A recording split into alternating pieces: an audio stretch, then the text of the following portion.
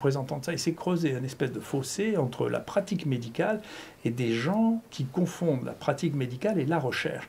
Mais à chaque fois que vous voyez un malade, c'est un malade que vous voyez, c'est pas un objet de recherche. Vous ne pouvez pas transformer les malades en objets de recherche. Et ça a commencé très tôt, parce que quand on a reçu les patients qui venaient de Chine, vous voyez, moi j'ai tout de suite proposé, parce que je pense toujours pareil, il faut tout de suite détecter s'il y en a un qui est positif. Moi je voulais le faire même dans l'avion, vous voyez, mettre un écouvillon, 3 heures après j'aurais dit, voilà, les positifs, vous les séparez des négatifs, vous les mettez pas tous ensemble. Eh bien on m'a dit, mais pas du tout, ça, de faire un écouvillon pour savoir si quelqu'un est contagieux, c'est de la recherche. Il faut demander un comité de protection des personnes. Alors après, ils se sont débrouillés pour que ce soit très rapide. Ce comité, on a perdu 24 heures parce que... Et de manière bizarre, les gens dans l'avion à qui on disait il faut que vous signiez un papier parce que de rechercher pour savoir si vous êtes contagieux, c'est de la recherche, ne comprenaient même pas ce qu'on leur disait.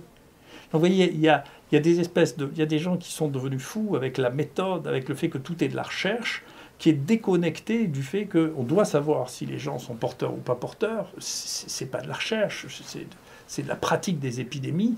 Et quand les gens sont malades, on doit les traiter avec les médicaments qu'on a, dont on sait qu'ils ne sont pas toxiques. Enfin, l'hydroxychloroquine, c'est un truc qu'on distribuait sans même une ordonnance il y a 2 mois. Et maintenant, on ne sait même pas comment on va faire pour traiter en ville des gens qui ont un lupus ou une polyarthrite rhumatoïde, qui prennent ce médicament depuis 20 ans. Si on leur marque du Plaquenil, on ne va pas pouvoir leur donner parce qu'on ne peut pas marquer le diagnostic dessus. Ça serait quelque chose qui est complètement impossible dans le cadre du secret médical. Vous ne pouvez pas expliquer pourquoi vous donnez un médicament sur ordonnance. C'est interdit par la loi. Vous voyez ? Et donc, on est dans un vrai conflit de la pratique. Est-ce que ce qu'on fait, c'est de la pratique médicale ou c'est de la recherche? Mais ce n'est pas de la recherche qu'on fait, c'est d'abord de la pratique médicale.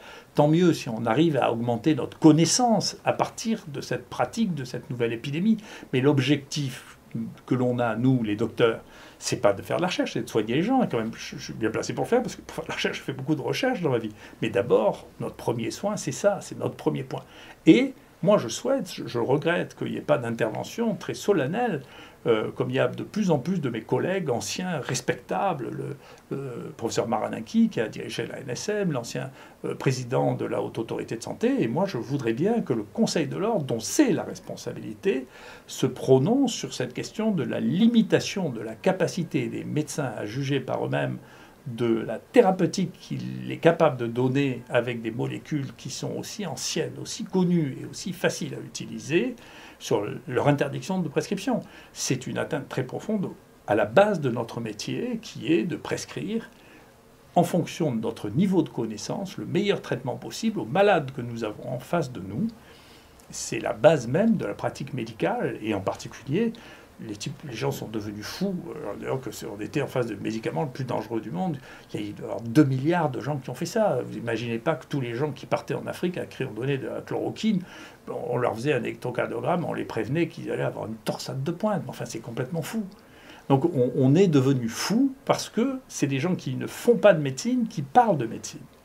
La médecine, c'est de pratiquer le soin au quotidien à des gens qui sont malades et on leur donne un traitement. On ne leur dit pas rentrez chez vous et si vous n'arrivez plus à respirer, venez à l'hôpital. C'est pas ça la médecine. Voilà. Et donc, je suis content parce que j'avais un sentiment d'étrangeté parce que tout le monde dit que c'est moi qui fais ça, mais c'est pas moi, c'est les médecins qui font ça. Et donc, je suis content de voir que les autres médecins font comme moi parce qu'ils sont raisonnables. Voilà.